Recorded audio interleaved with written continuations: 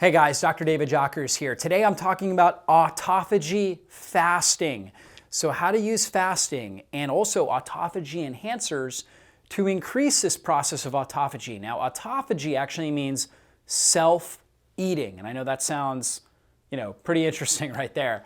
But basically, this is what our body does. This is a natural self-recycling process that our body undergoes, and it's absolutely critical for reducing your risk of chronic disease and really thriving in life. You see, all of the cells in our body become damaged over time from chronic oxidative stress, almost like a rusting process inside of our body. And inside each cell, we have organelles, things like our endoplasmic reticulum and our mitochondria. And these things are being blasted by something called ROS, reactive oxygen species. So they're rusting from the inside. And over time, we develop aged or dysfunctional mitochondria. We have a term for that. We call it senescent mitochondria. And as a whole, if we have a lot of senescent mitochondria, we call the cell a senescent cell. And senescent cells, when they build up, they are really problematic for our body because they're not going to function the way that they should. So if we have a lot of senescent cells in our liver, for example, the liver is not going to be able to deactivate toxins, to produce bile, to do the things that it really needs to do.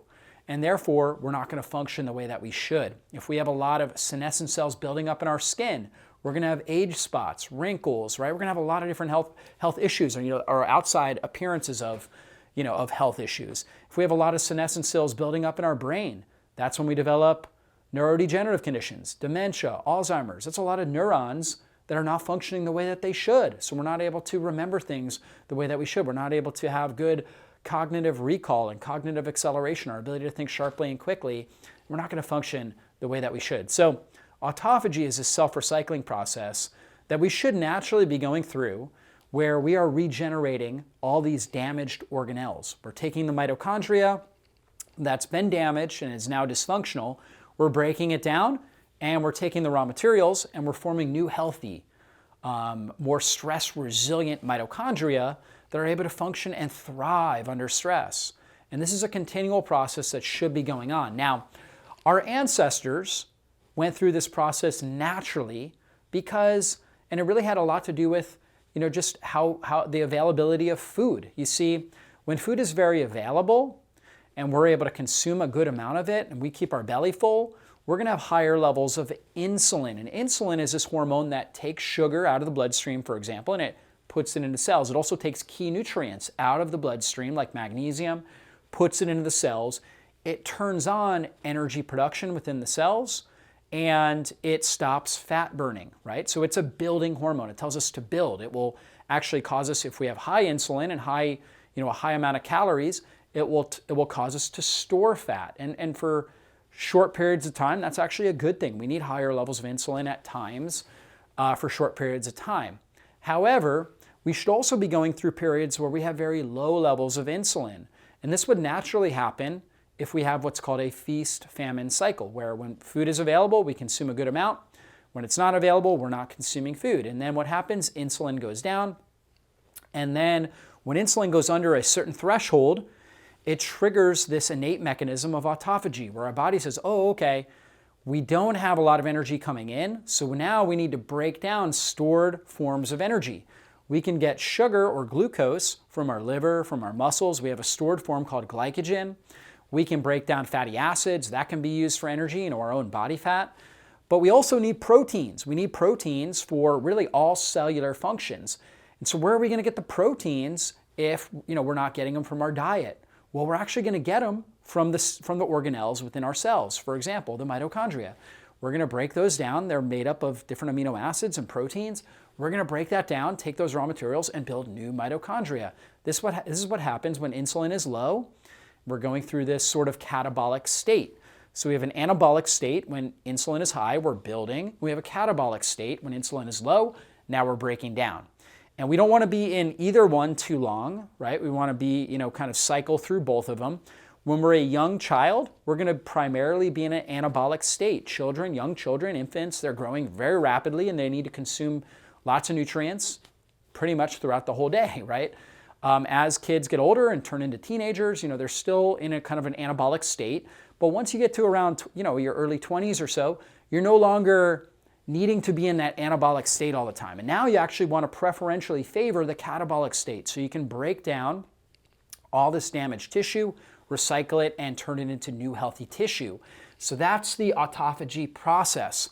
The best way to promote autophagy in your body, or really the top two ways, most well-researched ways, are fasting or going through periods of time. We call it time-restricted feeding or intermittent fasting, where you're not consuming food for periods of time. And then also regular exercise. Exercise itself drives up autophagy-mediated mechanisms in our body. Why? Because we need to produce more energy when we're exercising. And particularly if we do fasting exercise, where, for some people, they have to eat a big meal and then an hour or two later, they're exercising. We're not going to get as much autophagy because, again, insulin's higher. But if we're exercising, for example, in the morning, we haven't eaten anything, now we're in a fasted state, exercise itself is going to drive insulin down. We're going to get under that threshold. We're going to stimulate more of this autophagy mechanism. So here's how we get into the state where we are really prioritizing autophagy and cell renewal, getting rid of these senescent cells and regenerating the cells, right? And literally reducing the aging process in our body and turning on, basically the production of young embryonic cells in our system, right? Cells that are built to thrive and are very stress resilient. Number one is we have to improve our metabolic flexibility. I mean, honestly, that right there is the most important thing we can be doing for our health, is improving our metabolic flexibility. That means our ability to burn sugar as well as fat for fuel. Many people are stuck in chronic sugar burning mode, meaning that they're very poor at burning fat for fuel. And how do we know if we're metabolically inflexible? Well, for some individuals, they're just, they have an excess amount of body fat, right? And that's obviously a clear sign they're not good at breaking down fat, right? For many individuals, the reason why they're overweight is not necessarily, obviously diet plays a big role. It's not necessarily they're eating too much. In many mechanisms, it's because they're not good at breaking down. They're not good fat burners. They're not able to break down the fat that they have in their system. So that's one way. However, certain genetic types, certain body types may be lean, but they may not be able to go longer periods of time without food. Like every 3 hours, they're feeling hypoglycemic. Their blood sugar's dropping. They're feeling dizzy. They need to consume food. They're feeling irritable. They're having mood issues. And so they need to consume food. When we're metabolically flexible, we can go longer periods of time without food. And our body says, oh, okay, well, I don't have food coming in, so now I need to switch into breaking down stored body fat, breaking down stored sugar, and utilizing that, getting that into the bloodstream and getting it into the cells so I have energy. We all have reserves. We have a lot of savings in our bank account, but we have to be able to use that in order to be metabolically flexible. For some people, they're not good at using that, and therefore they're stuck in this chronic sugar burning mode. So how do we improve metabolic flexibility? Well, number one, I recommend reducing the amount of carbohydrates, and in particular, reducing the amount of times we're eating throughout the day. Prioritizing proteins. I've done a lot of previous videos on this. I recommend 30 grams, when you're consuming a meal, 30 grams of protein, 30 or more, 30 plus grams of protein, roughly somewhere between 25 to maybe 40 grams of healthy fats. For some individuals, if they have a lot of gallbladder issues, if you feel nauseous when you consume 25 plus grams of fat, maybe a little bit less, 15, 20 grams of healthy fats coming from extra virgin olive oil, avocados, grass-fed meats, things like that. But you want that because that is kind of the foundation for a blood sugar stabilizing meal. You can consume carbs on top of that, maybe fruit, maybe root vegetables, things like that. But really prioritizing the protein and the fats is going to create the meal that stabilizes your blood sugar and creates metabolic flexibility. So we want to do that. We want to get regular exercise, get our body moving, doing some strength training, building lean body tissue, regular exercise, regular movement, really, really critical for metabolic flexibility, our ability to burn fat or sugar for fuel, and then also reducing stress and prioritizing really good sleep.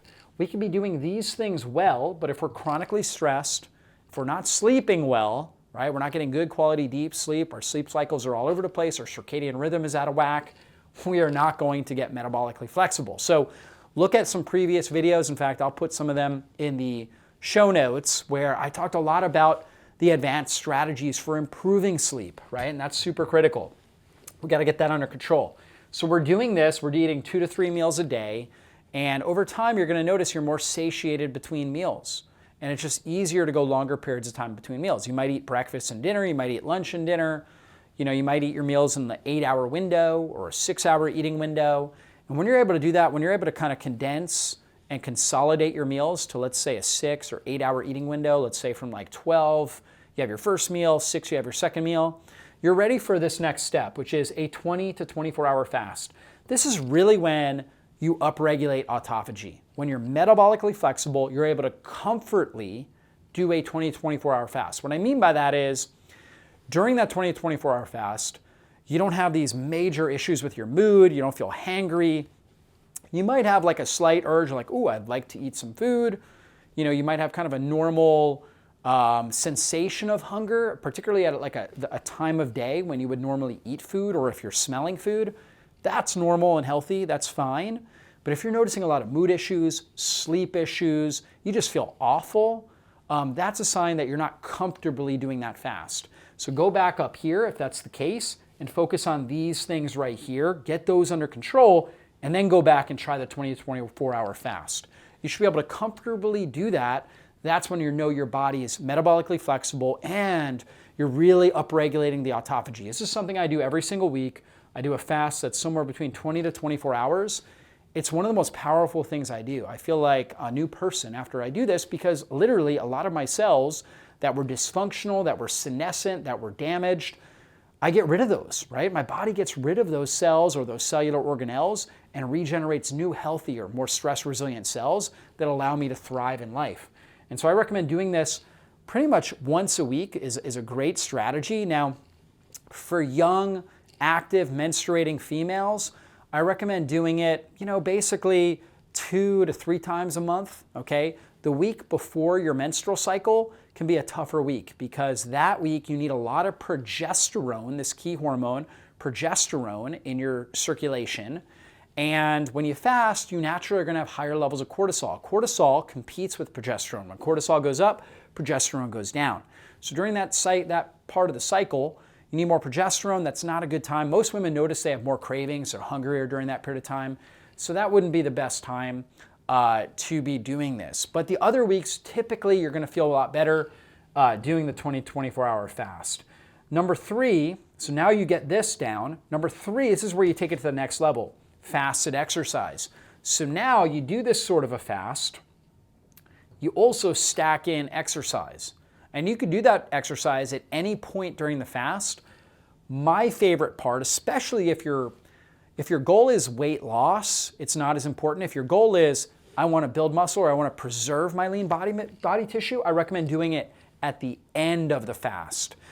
As you're going through this fast, your growth hormone, human growth hormone, HGH, is going up.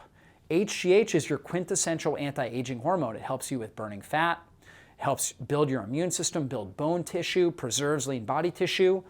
And it's in a sense, it will preserve, and if you stimulate it properly, like by doing exercise, particularly strength training, it will actually increase your muscle tissue, the development of your muscle tissue.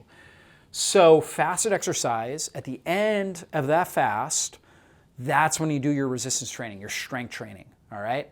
When you do that strength training, afterwards, roughly about a half hour after or an hour after, you're consuming amino acids. I like just branched chain amino acids or essential amino acids is a really great strategy to kind of break that fast, because you're getting these anabolic forming amino acids right into the system that are going to stimulate even more muscle growth, because you got the HGH is already elevated.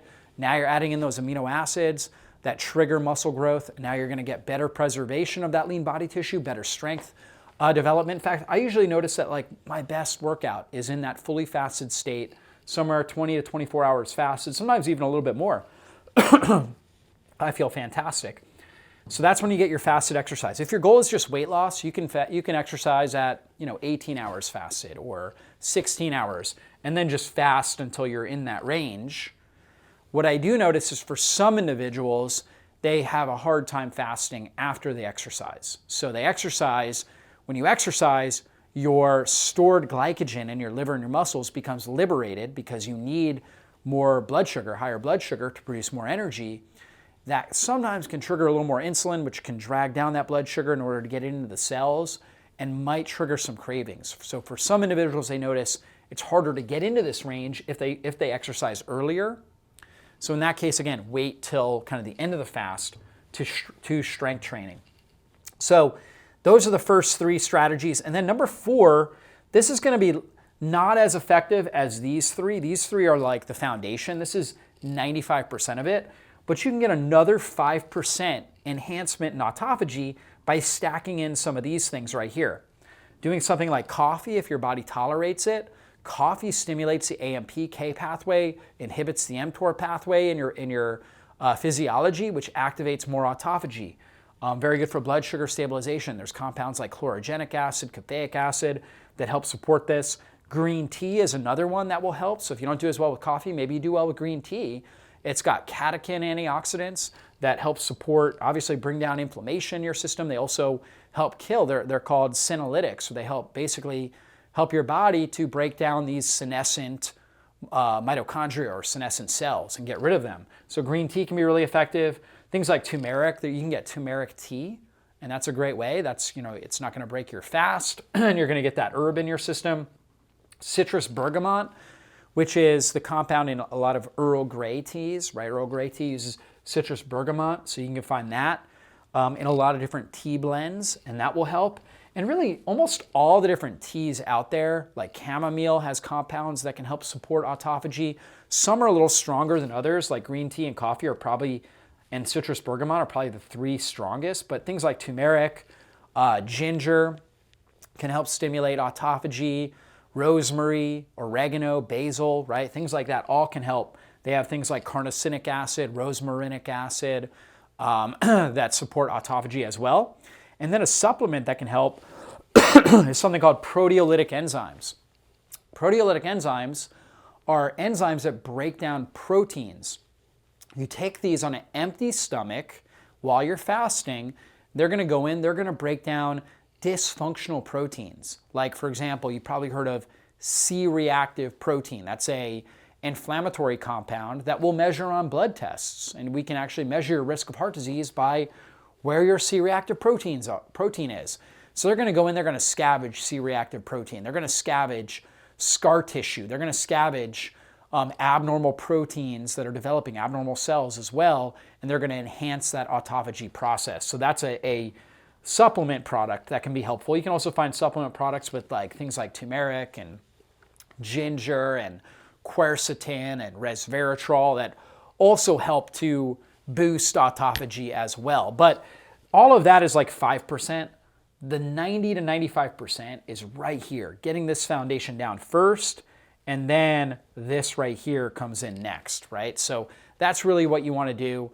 Autophagy is an incredible mechanism. I forgot to mention this in the beginning, but in 2016, the Japanese researcher Yoshinori Ohsumi won the Nobel Peace Prize for his discoveries on autophagy. And now, 7 years later, we've realized autophagy is, basically one of the most important mechanisms that we can express, right, and really cycle through. We don't want to have a chronic high-level expression of autophagy because it is catabolic, but we want to cycle it where at times we're at high level of autophagy and at times we're not.